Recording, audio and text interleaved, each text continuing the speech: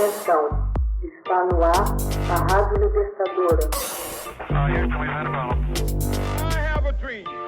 Começa agora o Hoje na História de Ópera Mundi. Hoje na História.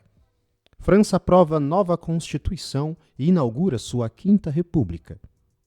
No dia 28 de setembro de 1958, os franceses participam de um referendo popular e votam em favor de uma nova Constituição. À espera do fim da instabilidade política característica da Quarta República, aprovam democraticamente o retorno do general de Gaulle ao poder. Fortemente influenciado pelo próprio de Gaulle, o projeto de Constituição foi redigido ao longo de 2 meses por um comitê consultivo, composto por 39 membros liderados por Michel Debré. A nova Constituição foi aprovada por cerca de 80% dos votantes.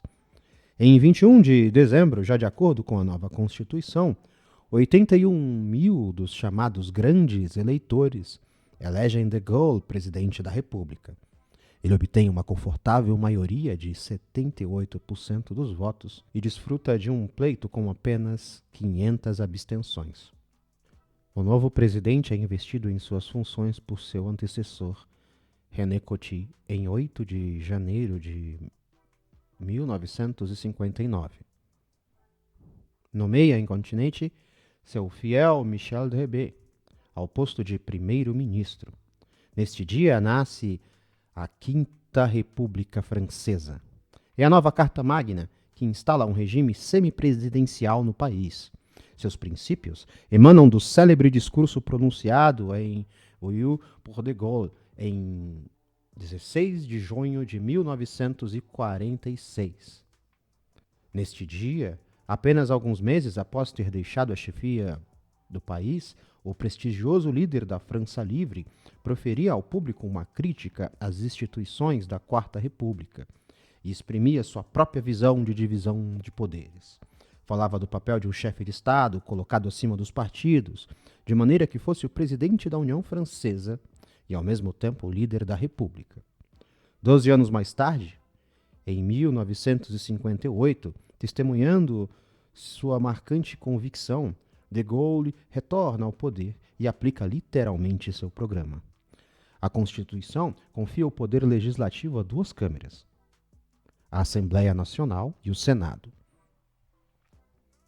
Juntos, eles compõem o Parlamento.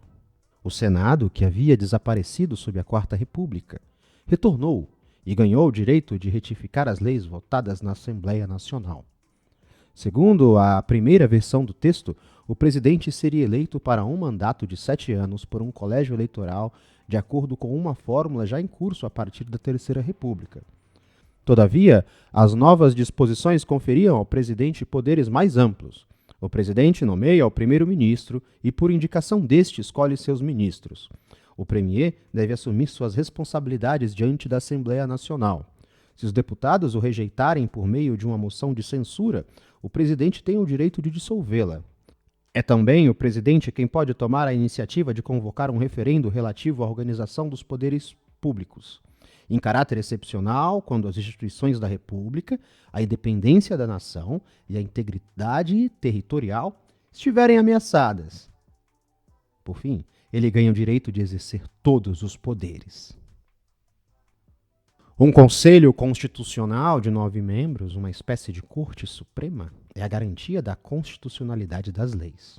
A Constituição nada diz sobre o modo de eleição de deputados. De Gaulle tinha abertamente rejeitado a proposta de Michel Debré de fazer constar no texto o princípio de eleição por sufrágio uninominal majoritário em 2 turnos. Defendeu que o modo de eleição, escrutínio majoritário ou escrutínio de lista proporcional, poderia ser adaptado às circunstâncias. Em 1962, o próprio de Gaulle submete a referendo popular o projeto de eleição presidencial por sufrágio universal direto. Essa fórmula só havia sido aplicada uma vez antes, por ocasião da eleição do primeiro presidente da República, em 1851, o príncipe Luiz Napoleão Bonaparte, sobrinho de Napoleão e futuro Napoleão III. O referendo ocorre em 28 de outubro de 1962, após o atentado fracassado de Petit Clamer contra de Gaulle. Em meio à emoção do momento, a revisão é aprovada por larga maioria, 61,7% sim, contra 38,3% de não. A primeira eleição presidencial por sufrágio universal direto ocorreu em 1965, reconduzindo o general ao Élysée para um segundo mandato que seria interrompido em 1969 com sua renúncia. Com a revisão de 1962, a Constituição confere ao presidente o primado sobre o parlamento, além de reservar-lhe a prerrogativa em política externa e defesa. No entanto, o equilíbrio dos poderes foi mais ou menos restabelecido por uma emenda inerte do presidente Valéry Giscard d'Estaing em 29 de outubro de 1974. Ela permitiu a 60 deputados ou 60 senadores promulgar um projeto de lei diante do Conselho Constitucional antes de sua ratificação pelo presidente. Bastante utilizada nos anos subsequentes, essa disposição levou os parlamentares a melhor enquadrar o poder legislativo do presidente. Hoje na história, texto original, Max Altman. Narração, José Igor. Edição, Laila Manoeli. Você já fez uma assinatura solidária de Opera Mundi?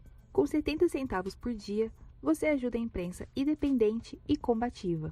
Acesse www.operamundi.com.br/apoio.